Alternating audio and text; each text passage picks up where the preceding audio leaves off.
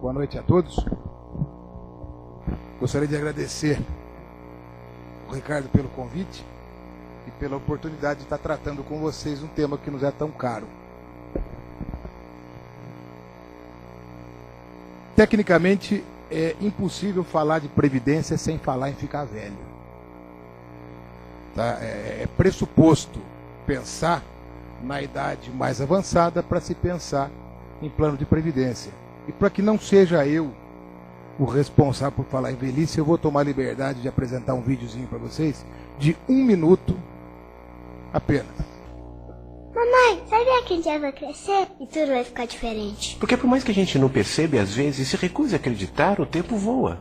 E com ele, mais do que a minha imagem, o risco é deixar de lado minhas ideias, meus sonhos, minhas vontades, minha essência. Esquecer quem eu sou. E você nem percebe. Você já pensou nisso? O problema é que a vida passa diante dos nossos olhos e a gente nem percebe. E depois, tarde demais, vai querer saber o que fez de bom, sem ter tempo de recuperar. Enquanto dá tempo, faça a sua vida valer a pena, antes que seja tarde. Esse vídeo chegou às minhas mãos através de uma mensagenzinha comum de internet, mas foi extraído de um blog. Eu devo mencionar a referência, flaviosiqueira.wordpress.com. E o vídeo ilustra bem a forma como a idade chega, a forma como a velhice chega rápido. E nós temos que nos programar rapidamente também, o quanto antes, para que não sejamos pegos de surpresa por esse acontecimento. Existe uma frase atribuída ao Ziraldo. O Ziraldo diz o seguinte, que se nós não tivéssemos amigos de infância e não existisse espelho, nós nunca ficaríamos velhos. Mas é mentira, a gente fica velho sim. E tão certo quanto é a impossibilidade de se reduzir no Brasil a carga tributária, é o aumento da longevidade. Ou seja, a cada ano nós vivemos mais e precisamos nos programar para que possamos viver com qualidade de vida. Nós temos que nos programar para que possamos no futuro, no período após a aposentadoria, quando já faltarem forças para trabalhar, ou a mesma vontade, né? Precisamos ter reservas para podermos seguir a nossa vida, que é cada vez mais longa. Para essa finalidade, nós contamos no Brasil hoje com 3 pilares que amparam a Previdência. A Previdência Pública, o Regime Geral e a Previdência Complementar. A Previdência Pública é a previdência dos funcionários da União, Estados e municípios que, por hora, aposentam-se com vencimentos integrais. Então, em tese, não haveria necessidade de se constituir uma reserva para o futuro. Temos o regime geral, que é o regime do INSS, ao qual todos somos vinculados obrigatoriamente, e temos o regime de previdência complementar. Regime geral e previdência pública de vinculação institucional obrigatória e o regime complementar de vinculação facultativa, através de uma relação contratual que se estabelece entre o participante, entre a pessoa física e a entidade de previdência privada. No segmento de previdência complementar, nós temos as entidades abertas, entidades fechadas. Estas podem ser patrocinadas ou associativas, ou instituídas, tanto faz. Entidades abertas são as sociedades seguradoras, geralmente ligadas a bancos, muitas vezes ligadas a bancos. São aquelas entidades cujos produtos não são oferecidos pelo gerente do banco. É o conhecido como PGBL, o Plano Gerador de Benefício Livre. Produto que muitas vezes nós compramos numa instituição financeira e não sabemos exatamente como é que funciona. Não sabe exatamente para que ele serve. E não sabe exatamente como fazer, como tirar dessa ferramenta o melhor proveito. No segmento fechado, nós temos as entidades patrocinadas, que são aquelas constituídas por empresas públicas ou privadas e sociedades de economia mista, em que o acesso ao plano de benefício é circunscrito aos empregados. Por exemplo, o Fundo de Pensão do Banco do Brasil, a Previ, o Fundo de Pensão dos funcionários da Caixa Econômica, só entram nos planos os empregados do Banco do Brasil, os empregados da Caixa Econômica. O fundo da Ford só é acessível para empregados da Ford e assim por diante. E temos entidades associativas ou instituídas, uma novidade trazida pela Lei 109, que permite a criação de planos de entidades ou planos de previdência circunscrito a participantes de determinadas entidades. Entidades classistas, entidades sindicais, como a OAB, como o Sindicato dos Bancários, por exemplo, poderia instituir. A vinculação de um participante a uma entidade associativa dispensa, evidentemente, o vínculo empregatício. Vínculo que se exige para que se participe de uma entidade fechada, patrocinada.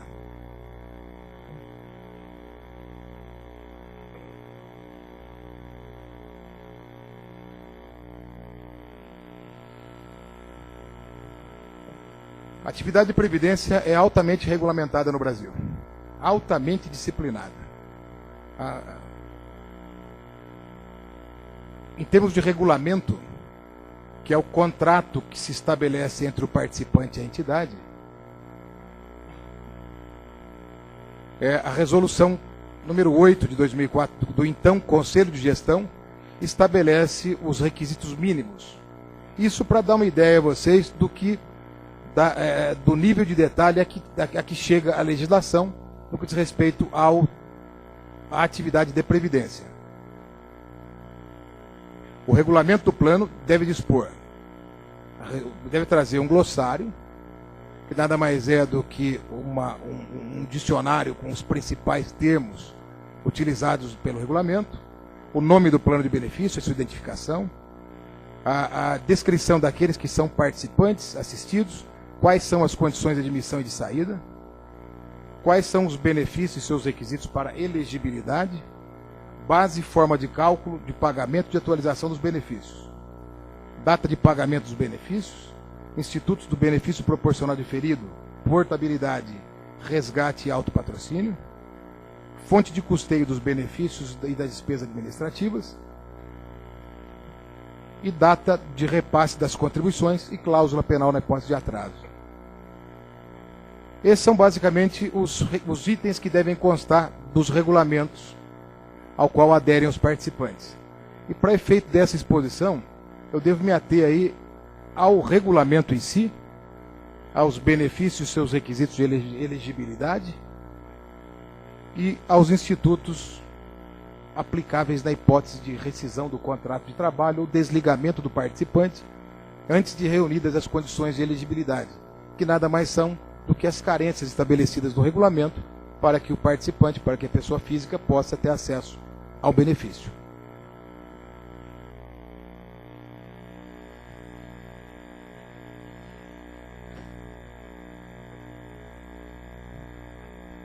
O regulamento nada mais é do que um contrato de adesão. No momento da contratação de um empregado, ou no momento da contratação de um plano numa entidade aberta, a entidade deve disponibilizar ao interessado um estatuto da entidade, aberta ou fechada, uma cópia do regulamento do plano de benefício e um material explicativo. Um material explicativo que traduza em linguagem simples e acessível as regras e condições estabelecidas tecnicamente no plano de benefício. O plano, o benefício, a forma como ele é pago, a forma de custeio, os requisitos que devem ser satisfeitos para se conceder o benefício, as regras aplicáveis em caso de desligamento prematuro, devem ser traduzidas ao participante, para que sejam compreendidas por todos daquela empresa que patrocina um fundo fechado ou por todos aqueles que participam do plano, uma entidade aberta ou fechada, tanto faz. É importante que o plano seja compreendido pelo diretor da empresa, pelo ocupante do mais alto cargo, até pela pessoa que exerce a função mais simples dentro da empresa. Ele deve ser compreendido efetivamente, é uma obrigação legal.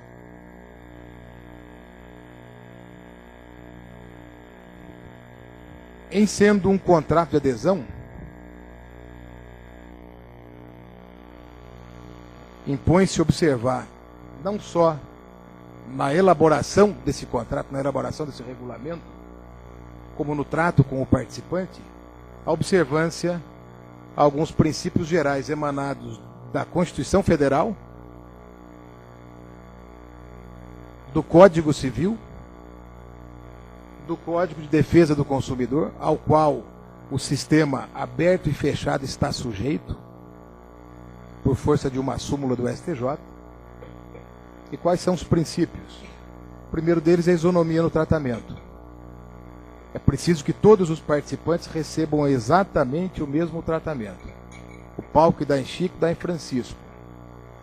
Se a empresa, se o empregado participa do plano, recolhendo 6% do seu salário, o empregado mais alto até o empregado mais baixo receberá 6% sem qualquer discriminação.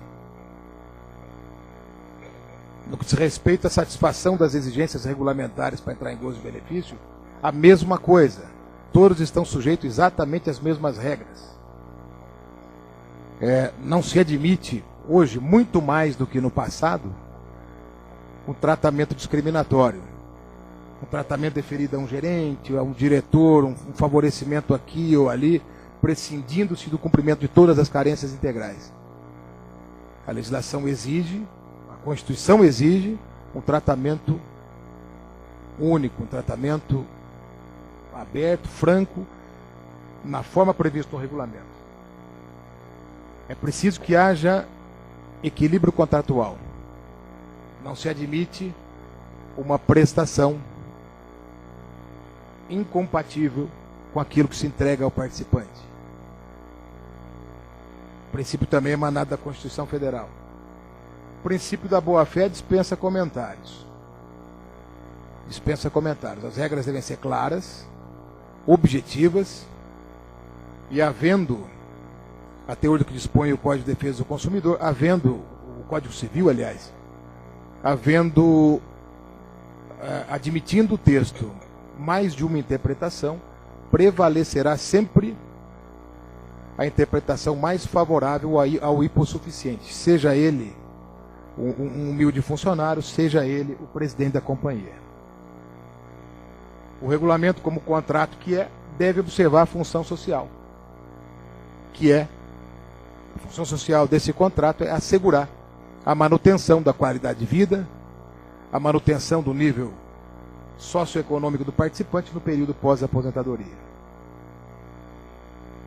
A legislação não diz, mas a experiência nos mostra que os regulamentos devem ser redigidos observando a sistematização legislativa, sistemática contratual. Há muitos regulamentos escritos por não advogados. Existem hoje em entidades fechadas, em entidades patrocinadas e associativas, regulamentos escritos por não advogados. Não se leva em consideração que aquilo é um contrato. Então a chance de se cometer uma impropriedade ou de haver uma interpretação até sistemática que leve a duas ou mais conclusões é muito presente. Isso deve ser evitado. Porque um regulamento de um plano é uma bomba relógio. Se houver um problema na redação do plano, ela pode disparar daqui 5, 10, 15, 20 ou 30 anos e as consequências podem ser inimagináveis, tanto para o participante quanto para a entidade que administra o plano e, no caso do plano patrocinado, para a patrocinadora, que deverá arcar com uma parte do custo dessa impropriedade. E como contratos que são, os regulamentos devem ser interpretados sistematicamente, buscando a vontade dos contratantes. A interpretação literal, como na maioria dos casos, deve ser relegada a segundo plano e deve-se adotar a interpretação sistemática. O conjunto daquelas regras, o que quiseram dizer as partes quando contrataram. O que foi que a empresa, aberta ou fechada, a entidade fechada ou a empresa que disponibilizou o plano aberto, quis oferecer àquele custo ao participante. Para que não se pleiteie nada além do que foi prometido e para que não se pague nada além daquilo que é prometido.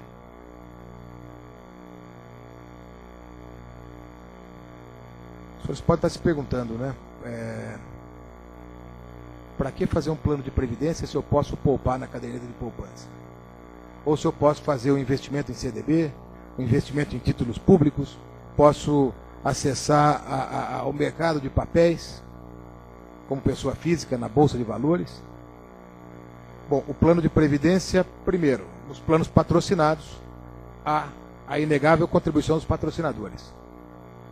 O participante, a pessoa física, aporta uma determinada importância, o empregador faz um aporte, via de regra, do mesmo valor. Há a dedução fiscal. As contribuições vertidas em favor dos planos de previdência são dedutíveis da base de incidência do imposto de renda até o percentual de 12%. Durante a fase de acumulação dos recursos, não há incidência do imposto de renda, ao passo em que, quando aplicamos individualmente, há a incidência do imposto de renda nos fundos de investimento. É o famoso come-cotas, que faz a cobrança da alíquota mínima do imposto de renda 2 vezes por ano. E a diferença vai ser ajustada no resgate da operação. As entidades fechadas também podem proporcionar uma gestão especializada, de modo a otimizar o resultado desses investimentos, sem prescindir da segurança. E os planos são, antes de mais nada, indicados para pessoas indisciplinadas, aquelas que se comprometem a guardar R$100, R$200, R$300, R$1.000 e não guardam em um determinado mês.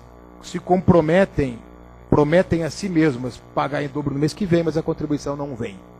Então o plano é indicado para pessoas, entre aspas, indisciplinadas. E o plano seria contraindicado apenas para aqueles que reputam suficiente aquilo que recebem do INSS e aquilo que receberão no futuro, independente de qualquer providência.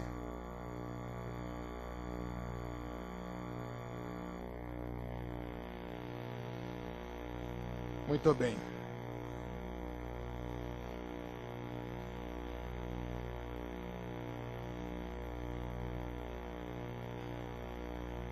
Em termos de benefícios, que foi um dos itens que eu sublinhei na resolução 8, que é um dos itens obrigatórios a constar no regulamento, existem basicamente 3 modalidades de benefício. 3 modalidades básicas: o benefício definido, contribuição definida e contribuição variável. E já começam por aí os BDs, CDs e CVs do sistema. O benefício definido na letra da resolução 16, entende-se por um plano de benefício de caráter previdenciário na modalidade de benefício definido aqueles cujos benefícios programados têm seu valor ao nível previamente estabelecidos, sendo o custeio determinado atuarialmente, de forma a assegurar a sua concessão e manutenção. Benefício definido geralmente é uma diferença entre a média das últimas remunerações menos o INSS. O participante sabe quanto paga, durante quanto tempo paga, e sabe precisamente quanto vai receber no futuro. São planos em extinção. São planos verificados atualmente, concentrados nas empresas públicas e sociedades de economia mista. Nas entidades patrocinadas pelo setor privado, nas entidades abertas, isso já não existe mais. Tá? Nas abertas, impossível de se identificar. E nas fechadas, cada vez se verifica em menor proporção.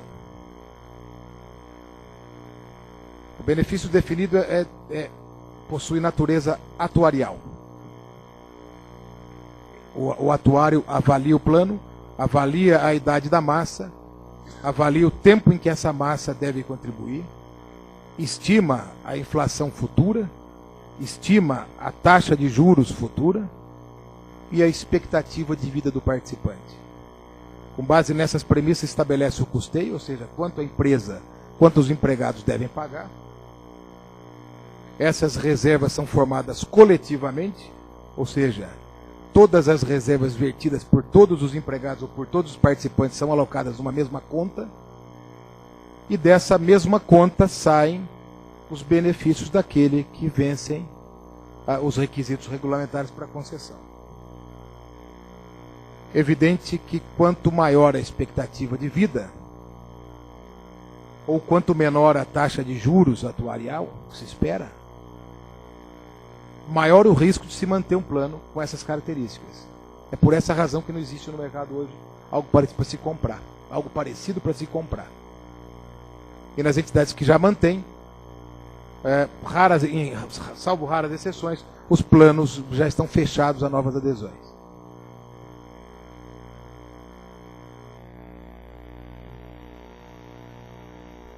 Nesse slide eu trouxe um exemplo de advogado, tá, gente? Me perdoem, mas foi a forma mais simples que eu encontrei para exemplificar o cálculo de um benefício definido. Daquela é tarefa de atuário, coisa que eu não sou, então espero que vocês compreendam. Fazendo um benefício definido, o cidadão ganha R$ 5.300 por mês. A média dos últimos 36 salários corresponde a R$ 4.800. Ele se aposenta, ganhando 5.300, ele passa a ganhar 2.400 do INSS. A complementação será igual à média salarial menos o valor percebido do INSS. Então, nesse caso, o benefício seria de R$ 2.400, atualizado por um indexador estabelecido no plano de benefícios. Pode ser NPC, INPC, IPC, IGPM. E os benefícios definidos, via de regra, são vitalícios. São pagos até o último dia de vida do participante e, via de regra, também conversível em pensão para os dependentes, assim considerados os filhos menores de 21 anos e o cônjuge. Deu para entender o que é um benefício definido? Acho que é isso aí, né? Na outra ponta nós temos um plano de contribuição definida. O plano de contribuição definida é o que há de moderno, é o que há de disponível no mercado no segmento aberto e no segmento fechado. No segmento fechado eu me refiro aos fundos patrocinados e fundos associativos. Nos fundos associativos, como o da OABPrev, por exemplo, é obrigado, a modelagem do plano tem que seguir o benefício de contribuição definida.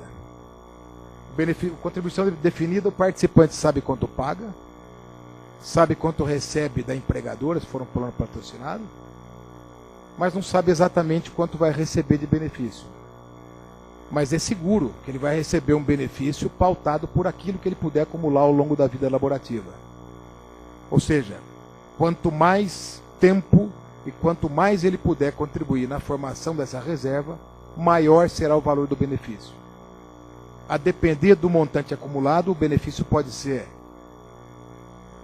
superior, inclusive, àquilo que resultaria num plano de benefício definido. Mas pressupõe disciplina do participante e pressupõe capacidade de poupança. E pressupõe que exista também, do outro lado, um tempo suficiente para ele poder acumular essas reservas.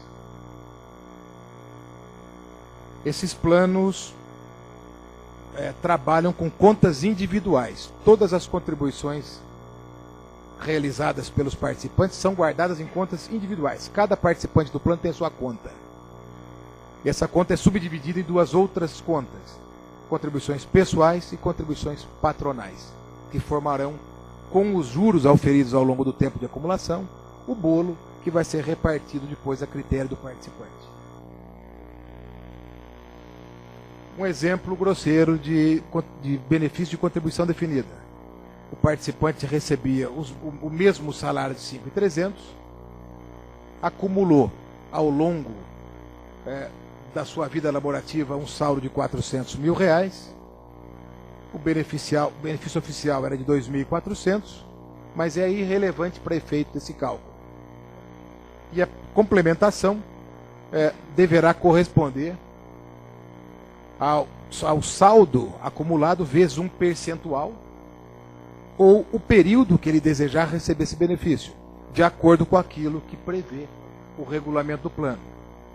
O benefício complementar, nesse caso, seria alguma coisa próxima de 1% do benefício. Os planos costumam estabelecer que esse percentual pode girar em torno de 0,20% a 1%, em média, do saldo acumulado, para evitar que o participante acabe com o bolo, consuma o bolo antes da hora, e no momento que mais precisa no futuro não sobre reservas suficientes. E se ele optasse por uma renda de 10 anos, receberia um benefício aproximado de R$ 3.400.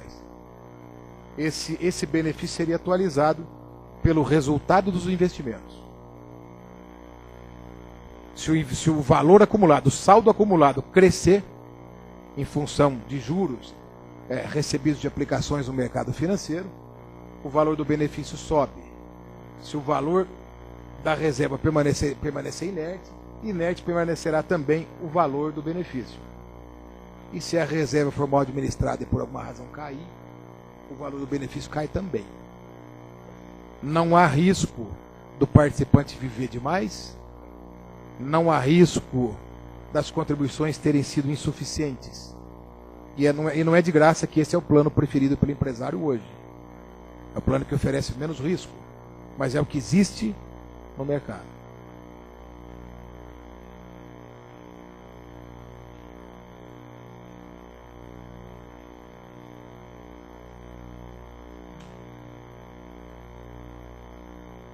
Bom, nós já vimos o que era contribuição definida, o benefício definido.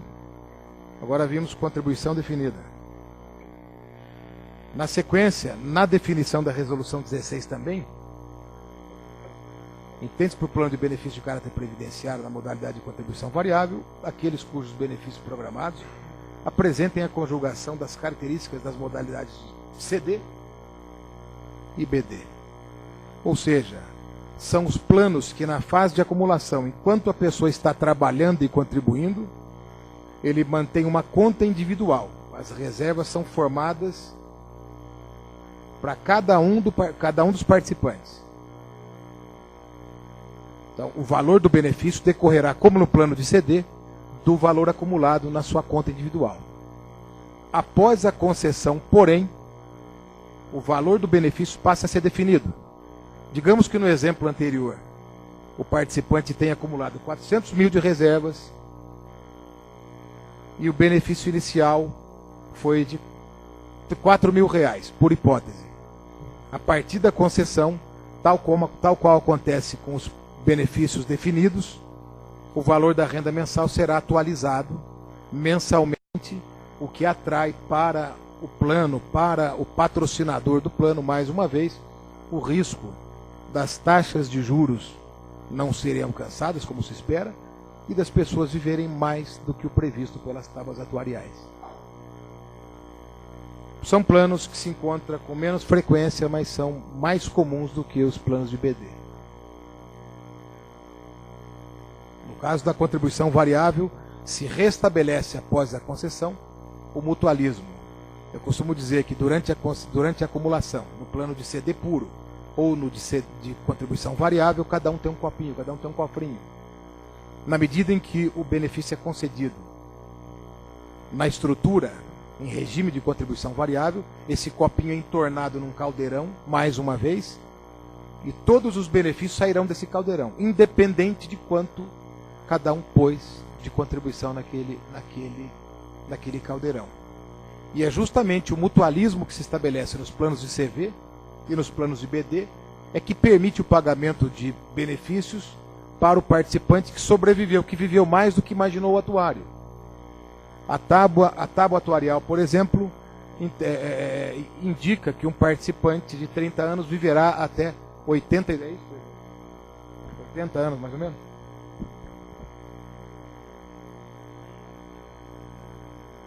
Isso, que seja. Aos 30 anos, a expectativa de vida é de 80 anos.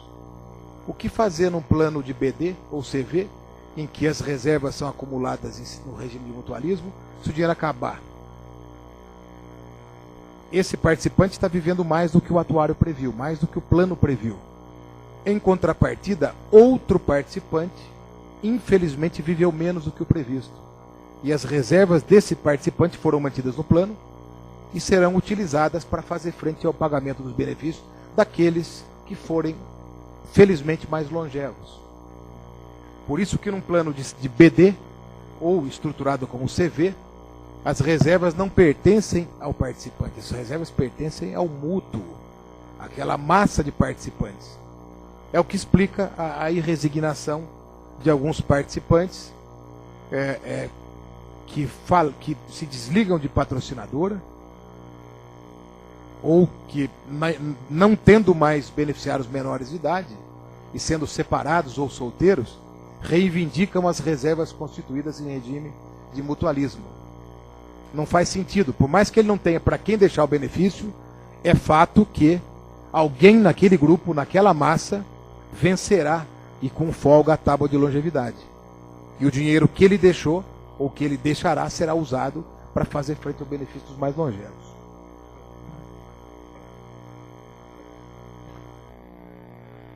Muito bem.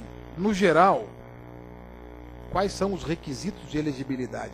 Quais são as condições que geralmente são fixadas nos regulamentos para que os participantes possam, enfim, entrar em gozo de benefício?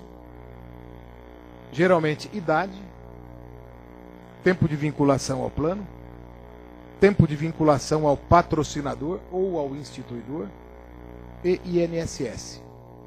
A legislação não estabelece quais são os requisitos mínimos, de modo que fica a cargo da empresa patrocinadora ou do ente instituidor estabelecer no regulamento do plano de benefício quais são os critérios, quais são as carências. A idade é aquela em que o empregador, no caso do fundo patrocinado, deseja que o empregado se desligue da empresa. 50, 55, 60 anos. Tempo de vinculação ao plano fica absolutamente a critério do ente que institui o plano de previdência. Tempo de vinculação ao patrocinador é um critério estabelecido pelo patrocinador em fundos patrocinados para fazer com que os empregados, para permitir que os empregados, ou fazer com que os empregados permaneçam em seus quadros, aguardando o momento da concessão do benefício. Antes de cumpridos esses requisitos, o benefício não é concedido. A legislação chama de requisito de elegibilidade, mas nada mais são do que as carências regulamentares, que devem estar expressas, rigorosamente expressas nos regulamentos.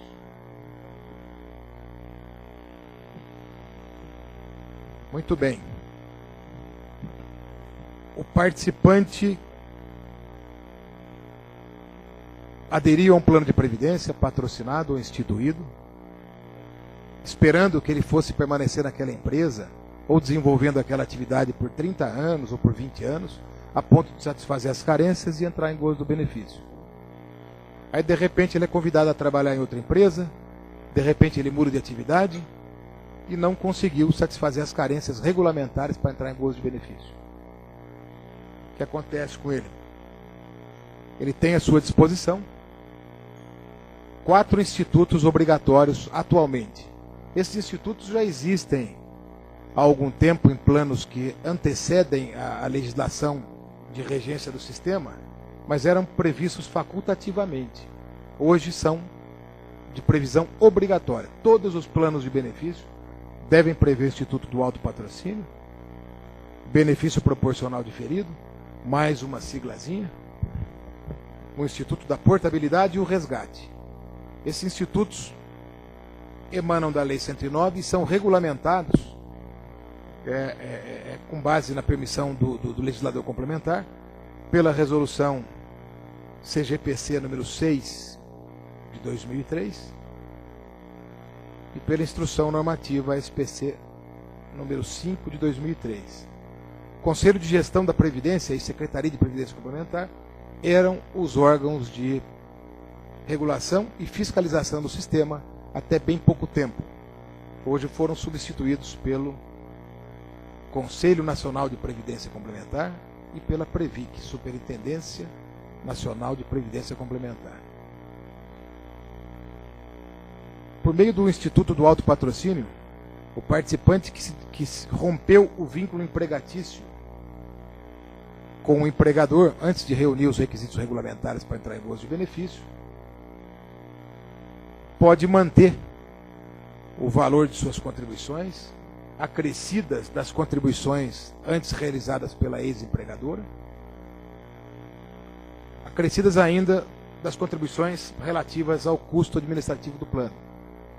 Ou seja, houve a rescisão do contrato de trabalho, isso é importante porque vai ser dito na frente, para efeito de análise da competência para julgar questões envolvendo Previdência. Estabelece na Previdência Complementar, já existe um vínculo entre o empregado e o empregador. Na Previdência Complementar passa a existir um novo vínculo entre o patrocinador e o participante. Um vínculo autônomo que nasceu da vinculação empregatícia, mas que subsiste a rescisão do contrato de trabalho. O autopatrocínio é prova disso. O participante rescindiu o contrato de trabalho, não está trabalhando mais na Nestlé, na Ford, no Banco do Brasil, na Caixa Econômica. No entanto, ele, optando pelo autopatrocínio, ele pode manter o valor das contribuições e dar seguimento ao plano de previdência. Satisfeitas as carências regulamentares, ele vai entrar em gozo de benefício, tal como qualquer empregado que se aposente, que trabalhe até a aposentadoria. Ele terá exatamente os mesmos direitos e obrigações que tem um empregado com vínculo empregatício.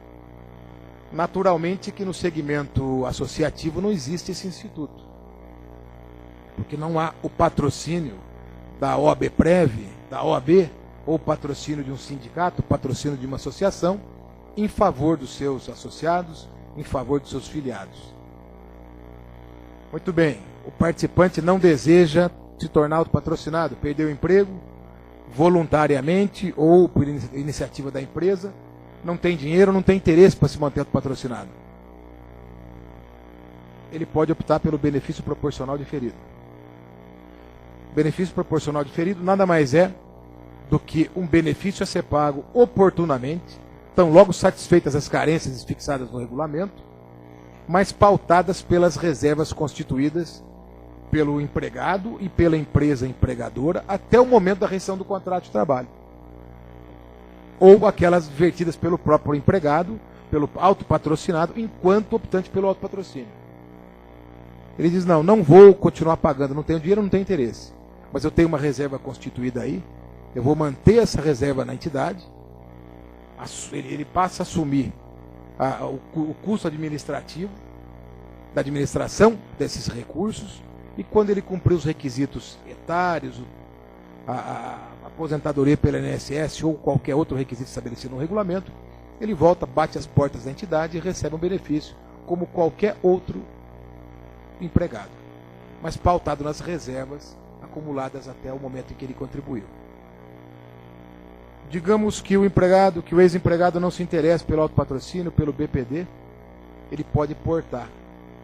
Ele pode optar pelo Instituto da Portabilidade, que nada mais é do que a possibilidade de transferir os recursos acumulados em um determinado plano para outro plano de previdência e dar seguimento ao seu plano de previdência em outra entidade. Imaginem, os senhores, um empregado que é desligado de uma montadora que patrocina um plano de previdência e que receba um convite para trabalhar numa outra montadora na semana seguinte. Ou deixa o emprego para trabalhar numa outra montadora que também tem um plano de previdência. Ele não vai ficar autopatrocinado porque ele já está trabalhando numa empresa que tem um plano de previdência. Não vai deixar os recursos numa entidade antiga, sendo que a sua nova empregadora mantém um plano. Então ele simplesmente porta os recursos para outra entidade de previdência, sem incidência, evidentemente, imposto de renda. Sempre que não houver trânsito de recursos pelo participante, não haverá a exação do imposto de renda. Não desejando se autopatrocinar, não querendo optar pelo BPD, nem pela portabilidade, resta ao participante ainda a opção de sacar à vista ou em até 12 vezes, ou em até 60 vezes, o regulamento assim prevê, resgatar as contribuições pessoais vertidas ao plano. Geralmente, os planos devem, por lei, facultar o resgate de 100% das contribuições, e alguns planos, modernamente, planos patrocinados, asseguram o recebimento também de um percentual do saldo pago pela empregadora, do saldo patronal, em função de cada ano de permanência no plano.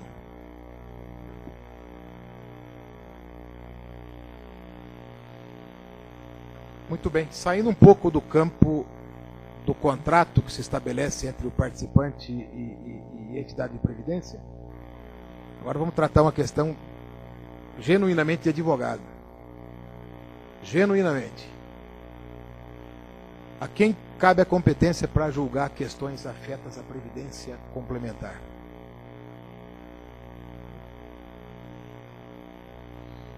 No plano fechado só entram empregados. Ou seja, a relação de previdência complementar tem como ponto de partida o contrato de trabalho. No entanto, é possível que haja rescisão do contrato de trabalho e o participante pode continuar. O empregado, o ex-empregado, pode dar seguimento no seu plano na própria entidade. É justiça do trabalho ou é justiça comum? A Constituição Federal informa que a relação é contratual. O sistema define que a relação é contratual. O empregado, no plano patrocinado, adere se quiser, e o associado, doente de classe, adere se quiser e contribui se quiser. E a relação está absolutamente esgotada no regulamento do plano e no material explicativo. É justiça do trabalho ou justiça comum? As duas. As duas. Não há uma definição. O sistema de previdência, então privada, hoje complementar, nasceu em 77. E desde então não há um consenso entre o TST e o STJ. Não há um consenso. Há processos que se iniciam na Justiça do Trabalho e acabam na Justiça Comum. Há processos que começam na Justiça Comum e têm a competência deslocada para a Justiça do Trabalho. Há conflitos de competência instaurados nos dois âmbitos, com soluções conflitantes, absolutamente conflitantes. Então hoje, se os senhores me perguntarem aonde que se ajuiza um processo, eu vou dizer, depende do prazo prescricional.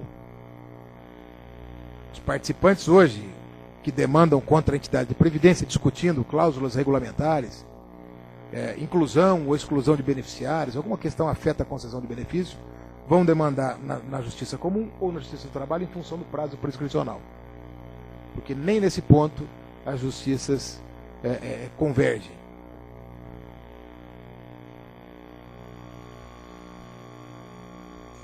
Para não cansá-los, eu trouxe aqui um exemplo, um aresto recente do TST. Competência da Justiça do Trabalho. Encontra-se em consonância com a jurisprudência dessa Corte no sentido de que, quando a fonte da obrigação instituidora da complementação de aposentadoria decorre do contrato de trabalho, a competência para conhecer e julgar é da Justiça do Trabalho. Evidente que nos fundos patrocinados a relação nasce do contrato de trabalho, mas não sobrevive exclusivamente em função do contrato de trabalho. Ela única e exclusivamente nasceu do contrato e só. A partir de então, o empregador simplesmente fez descontar as contribuições dos empregados e verter as contribuições em nome dos empregados ao fundo de pensão. Nada mais. É assim que entende o TST. Mas há controvérsias na própria casa. O que entende o STJ? Exatamente o contrário. Tendo em vista a natureza civil da contratação, envolvendo os aspectos da relação laboral, tão somente de maneira indireta.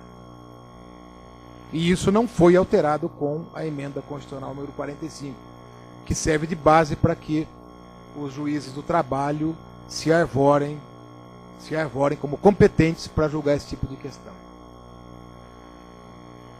Outro dia um juiz do trabalho me perguntou, falou: doutor, mas por que tanta questão em manter esse processo na esfera civil? Qual é o medo, qual é o receio de demandar na Justiça do Trabalho? Na realidade, a resposta, do meu ponto de vista, é muito simples. Na Justiça Comum há um campo muito mais fértil, há uma fase probatória muito mais consistente, mais elastecida do que existe na Justiça do Trabalho. A Justiça do Trabalho é sabidamente paternalista. A fase probatória é para lá de exígua. E para conseguir que o juiz, que adora determinar a realização de uma perícia, nomeie um atuário e não um contador, é o parto da montanha. Quando se percebe, a briga está centrada, a briga principal não é o objeto do processo, e sim a nomeação de um perito atuarial. Se está se discutindo previdência, se há necessidade de se fazer uma perícia, essa perícia tem que, no mais das vezes, ser uma perícia atuarial. O contador não tem expertise para desenvolver um trabalho desse. Enfim, o STJ entende que a competência é dele. Tá bom, se é a Constituição Federal, com a redação, o artigo 202, com a redação introduzida pela emenda número 20 de 98, quem diz que a relação é contratual, não sou eu quem estou dizendo, então a questão pode ser remetida ao STF. Questão constitucional. Então vamos então ao STF ver o que ele entende a respeito da competência. Olha que beleza. A Justiça do Trabalho dispõe de competência para apreciar litígios instaurados contra as entidades de previdência privada, desde que a controvérsia jurídica resulte de obrigação oriunda de contrato de trabalho. É o mesmo fundamento do TST. E prossegue. Competirá, no entanto, a Justiça Comum processar e julgar controvérsias relativas à complementação de benefícios pagos por entidade, se o direito vindicado não decorrer de contrato de trabalho. Beleza de decisão, né? Super esclarecedora.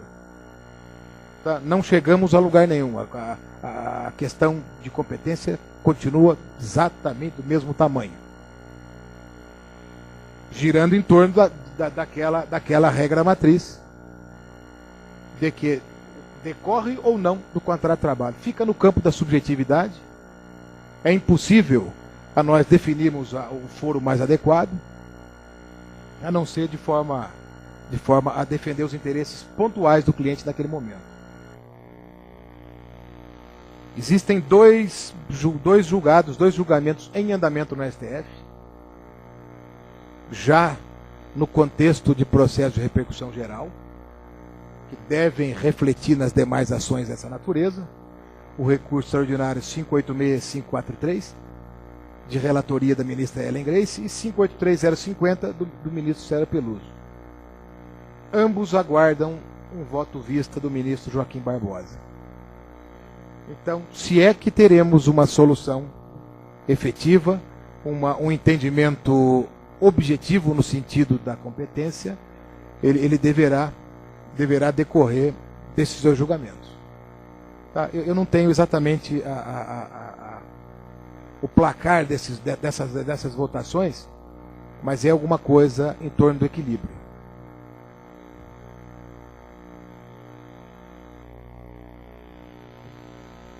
Como consequência, a análise de questões eminentemente trabalhistas fica a critério da parte.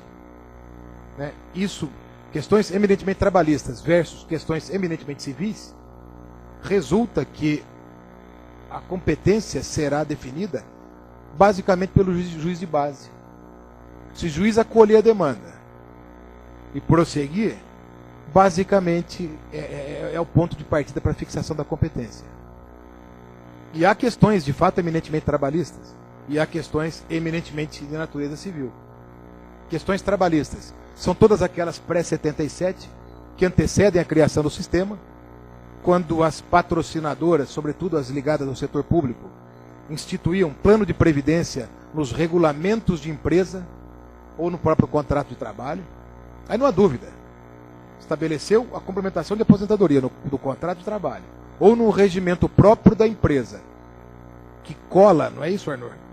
Regulamento da empresa, cola no contrato de trabalho, dali ele não pode ser excluído, é uma discussão eminentemente trabalhista. Que há vinculação direta à cláusula do contrato, ou pode haver, aí é difícil de resistir. Mas isso tem acabado, com o passar do tempo, isso vai ficando no passado. Existem questões eminentemente civis. Uma cláusula do regulamento. Regulamento não é um contrato? Regulamento não está sujeito ao que dispõe ao CDC? E pode haver também uma demanda de beneficiários. A viúva ou os filhos de um participante jamais mantiveram um contrato de trabalho com aquela empresa, ou com a empresa que patrocina aquele plano de previdência. Mas, a meu ver, não faz nenhum sentido estabelecer a competência em função dessas naturezas, de questões dessas naturezas. Dizer que a demanda proposta por um empregado para questionar o seu benefício é a justiça do trabalho. Agora, se ele morreu e quem está questionando é a viúva ou um filho beneficiário, aí é uma questão civil. Seria uma excrescência. Então, volto a dizer, o que determina hoje, na prática, a competência é ou a decisão do juiz de primeiro grau, ou a conveniência das partes demandantes no que diz respeito à prescrição.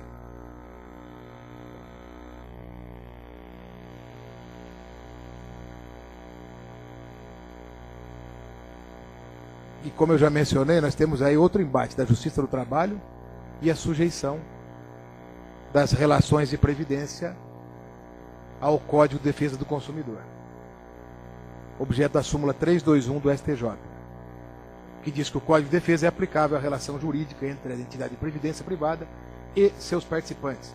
Vejam, senhores, que não há distinção na redação da súmula entre entidades abertas e entidades fechadas.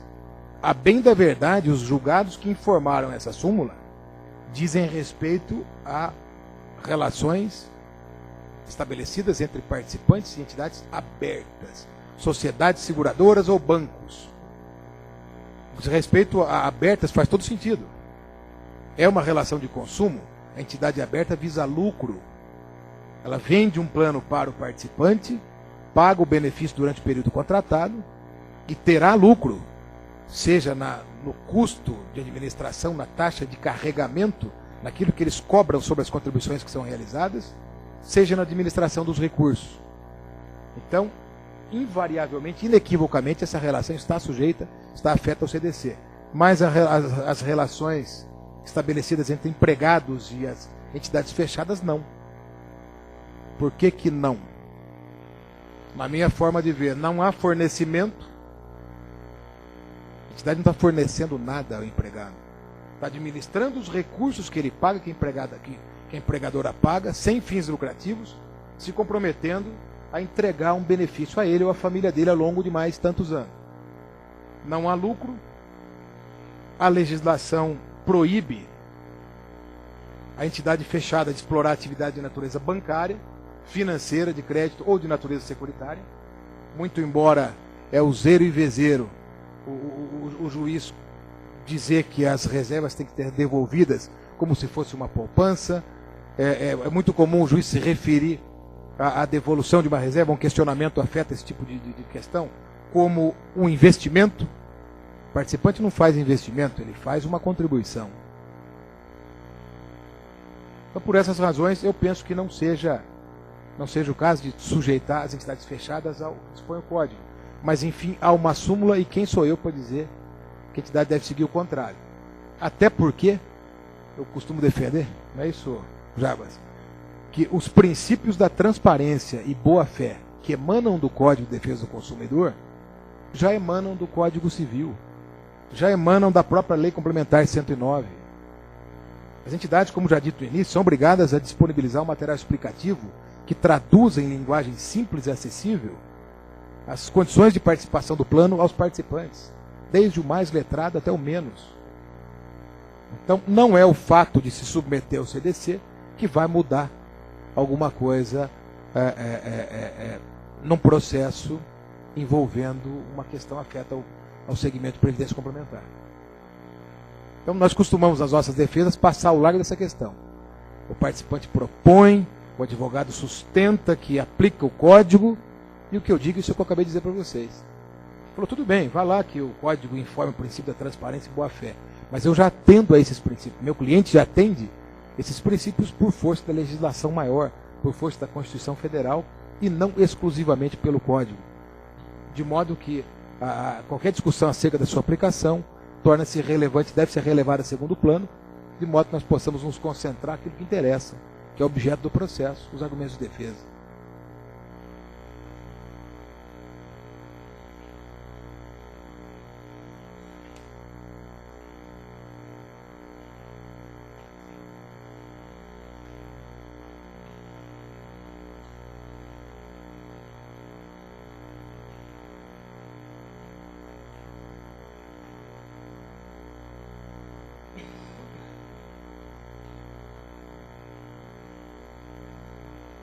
Já caminhando para a finalização,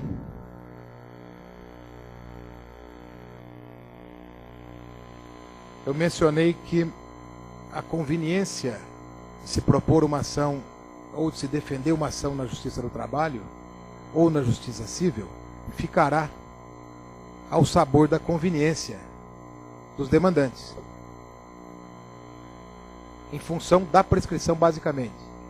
É claro que o ambiente probatório pesa, mas pesa mais, pelo menos no início do processo, a observância do entendimento das duas justiças com relação à prescrição. No campo do STJ, nós temos a súmula 291, segundo a qual a ação de cobrança de parcelas de complementação da aposentadoria pela Previdência prescreve 5 anos.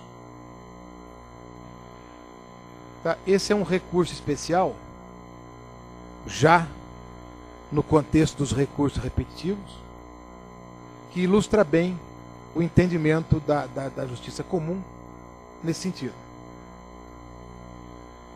A prescrição quinquenal prevista na súmula 291 não incide apenas na cobrança de parcelas de complementação, mas também, por aplicação analógica, na pretensão a diferença de correção monetária incidente sobre a restituição de reserva de poupança. É um tema bastante específico, ligado àqueles que militam, como alguns, na plateia, diretamente na área, mas esse julgado encerra o seguinte entendimento. O participante de um plano de previdência pode demandar a qualquer momento. Para efeito de resgate, valores resgatados, ele tem 5 anos para discutir.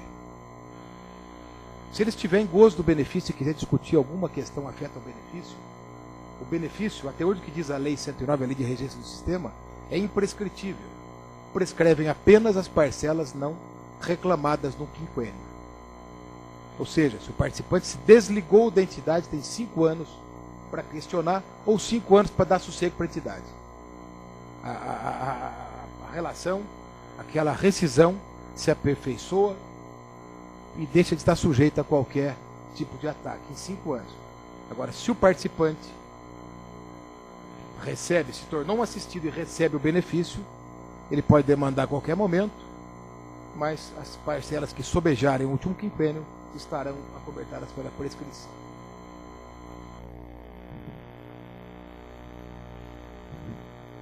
A súmula 291, mais esse entendimento,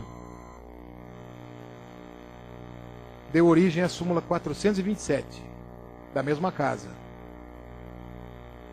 que diz textualmente que a ação de cobrança de diferenças de valores de complementação prescreve 5 anos.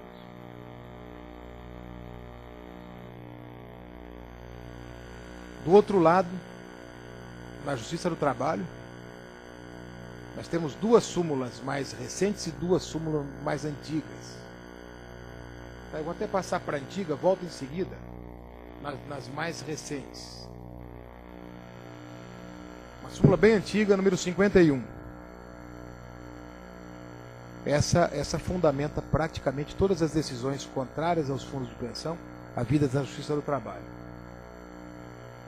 Ela é ruim para as entidades na medida em que as cláusulas regulamentares que revoguem ou alterem vantagens deferidas anteriormente só atingirão os trabalhadores admitidos após a revogação ou alteração do regulamento.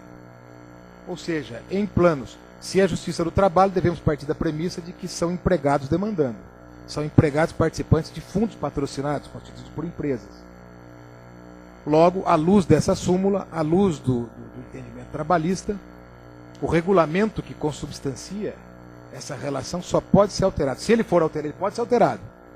Mas tudo aquilo que ele trouxer, de novo, só se aplica aos novos entrados, aqueles empregados que aderirem no momento posterior à alteração. E o item segundo é bom para o sistema, é bom para a entidade. Havendo coexistência de 2 regulamentos da mesma empresa, a opção do empregado por um deles tem efeito jurídico das regras do sistema do outro.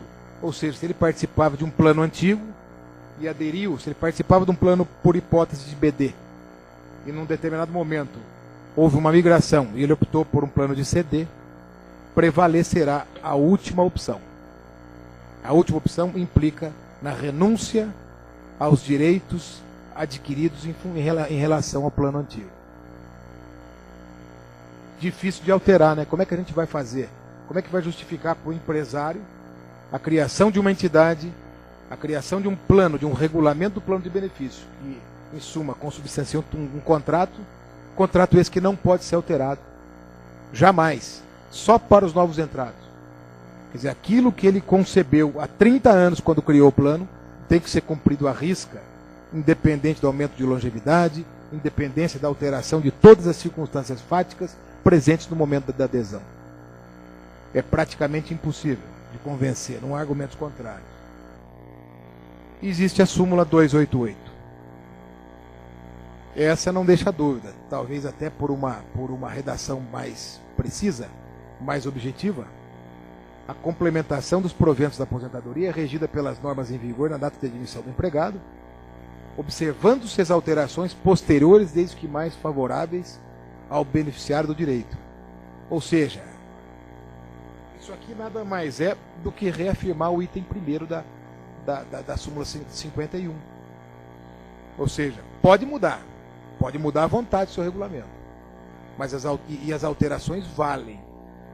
As mais benéficas valem para todo mundo, inclusive para os inscritos antes da alteração. Já as prejudiciais não valem. Ou seja, é o melhor dos mundos. Aquilo que adveio de bom no plano depois de 25, 30 anos, agrega ao direito do participante. E aquilo que por uma força, por uma questão técnica, por uma imposição técnica, uma imposição fática, teve de ser ajustado, até a bem da sobrevivência do plano, não se aplica. Essa é a visão da Justiça do Trabalho. A visão mais antiga, mas que é invocada a todo momento em todos os julgados. E nós temos duas súmulas mais recentes do TST. É até gozado. A 326 diz o seguinte: tratando-se de pedido de complementação de aposentadoria oriundo de norma regulamentar, jamais paga ao empregado a prescrição aplicável a total. São 2 anos contados a partir 2 anos contados a partir da aposentadoria. Imaginem os senhores que o empregado ou um participante de um fundo associativo, se a discussão for travada na Justiça do Trabalho, por um engano, por um erro ou até por má fé da entidade patrocinada ou associativa, não recebeu o benefício. Em 2 anos contados da aposentadoria, ele perde o direito de discutir. É um tratamento até incompatível, né, com aquele que se espera da Justiça do Trabalho, mas é fato. E está funcionando, e a gente gosta muito dele, né? Gosta muito dessa decisão. Para a entidade é a salvação da lavoura. E temos a súmula 327, segundo a qual, se o participante está em gozo de benefício, a discussão acerca dos cálculos do custeio, da concessão, ou qualquer outra travada em torno do benefício, estará sujeita à prescrição quinquenal também. Ou seja, ele pode demandar pelo resto da vida dele e estarão prescritas as parcelas que sobejaram o último quinquênio. O que é uma bomba relógio também. Não, mas vocês concordam comigo? Esse entendimento da 326 é gozado, não é, Arnor? E só para dificultar um pouco mais e para acabar, eu gostaria de fazer o cotejo do artigo 17 da Lei 109 com a súmula 51 e 288. Como nós já vimos, o regulamento para a Justiça do Trabalho pode ser alterado. As alterações são aplicáveis a todos, desde que benéficas. As prejudiciais, não.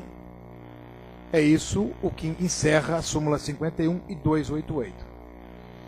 Entretanto, o artigo 17 da Lei Complementar 109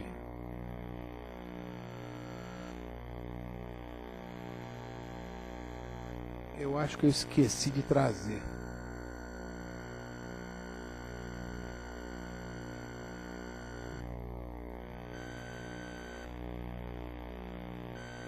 Bom, enfim.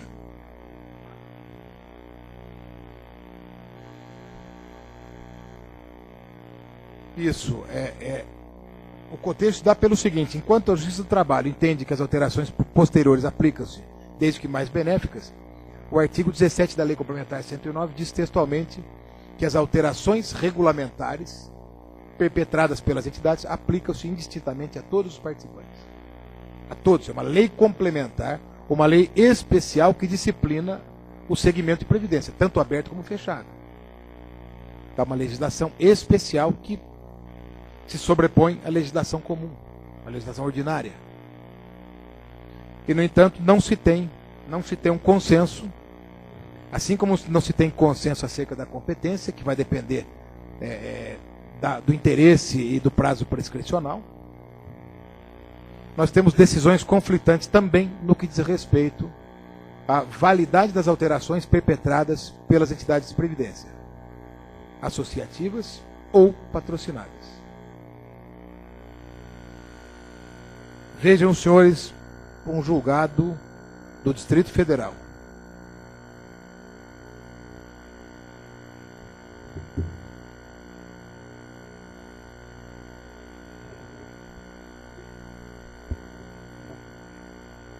É perfeitamente aceitável a alteração dos regulamentos ao longo do tempo, a fim de garantir aos participantes o recebimento dos seus benefícios de forma equilibrada. E o direito adquirido só se manifesta quando o associado reúne todas as condições de obtenção da suplementação, nos termos do artigo 1º parágrafo 1º do artigo 68. Ou seja, a legislação de regência permite a alteração dos regulamentos, diz que essa alteração vale para todo mundo, desde que se observe o direito acumulado. Direito acumulado é um conceito novo trazido pela Lei Complementar 109, que vem ali próximo do direito adquirido, do ato jurídico perfeito, mas não está muito bem digerido pela jurisprudência. Tá? Mas direito acumulado é alguma coisa próxima de direito adquirido. Tentando dirimir essa questão, o Tribunal de Brasília entendeu que o participante só tem direito adquirido a partir do momento que ele reúne todas as condições de elegibilidade, todas as carências fixadas no regulamento para entrar em gozo de benefício. Aí, então, o regulamento passa a não permitir qualquer tipo de alteração. Melhor dizendo, qualquer alteração que se perpetre no regulamento não alcançará aqueles que já têm direito adquirido. Um entendimento relativamente recente, de 2009, outubro de 2009.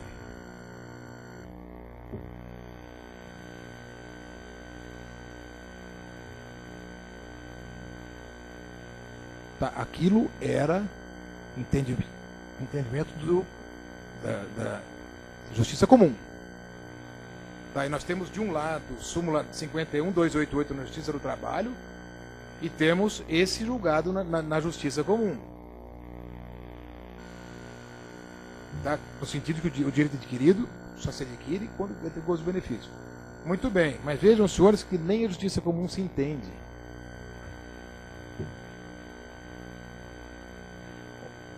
Ao que diz o Tribunal de Justiça de São Paulo, no julgado um pouco mais antigo. Emerge, pois, em primeiro lugar, a inviabilidade da alteração unilateral do contrato diante da incidência do princípio pacta sunt servanda. Tá, então, dentro da mesma justiça, temos entendimentos divergentes. Tá? Entendimentos divergentes. Então, alguém vai perguntar, escuta, advogado, pode alterar o regulamento? A resposta mais conservadora é depende. Não, depende do que você quer fazer no regulamento. Tá? Depende da alteração. Se for uma alteração flagrantemente prejudicial, eu diria que é perigoso. Tá? A depender ainda da interpretação do tribunal ao qual a questão será sujeitada no futuro. Agora, a depender da alteração, ela é irrelevante, porque ela ou não altera em nada o status daquela combinação original, ou melhora. Agora, há casos em que não se pode aferir se a alteração é boa ou se é ruim para o participante. Tá? Não dá para aferir. Vejam o seguinte exemplo. O regulamento diz que são dependentes do participante: o cônjuge, os filhos menores e uma outra classe qualquer, uma pessoa indicada, um parente que viva sob sua dependência econômica. Se morre o participante, a esposa, os filhos e esse parente que viva sob dependência econômica receberão benefício. A entidade resolve excluir a figura dessa terceira pessoa, esse terceiro que viva sob dependência econômica. Exclui. Mantém o pagamento de benefício para aqueles que já estão, para essas pessoas que já estão em gozo de benefício, mas não concederão, doravante, benefício a essa figura. Essa alteração é prejudicial ou ela é irrelevante? Do ponto de vista da entidade, ela favorece a patrocinadora, favorece o fundo, porque é um dependente a menos a entrar em gozo de benefício. Então requer-se menos reservas. Para o participante que está vivo é irrelevante, né? É irrelevante, tanto faz se seus herdeiros serão A, B e C ou A, B, C e D.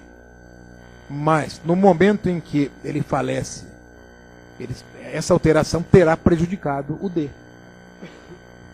Então é difícil dizer se isso é bom ou se é ruim, se isso vai valer, se isso não vai valer e se isso, sobretudo, vai ser discutido na Justiça Comum ou na Justiça do Trabalho.